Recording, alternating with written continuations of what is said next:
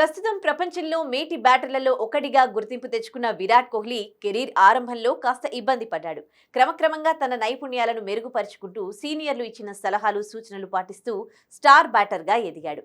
అయితే కెరీర్ మొదట్లో కోహ్లీతో జరిపిన సంభాషణను టీమిండియా మాజీ క్రికెటర్ హర్భజన్ సింగ్ తాజాగా పంచుకున్నాడు. కోహ్లీకి సంబంధించిన ఒక సంఘటన నాకు బాగా గుర్తుంది. అది శ్రీలంకతో జరిగిన వన్డే సిరీస్. అజంతా మెండిస్ వరుసగా వికెట్లు తీస్తున్నాడు.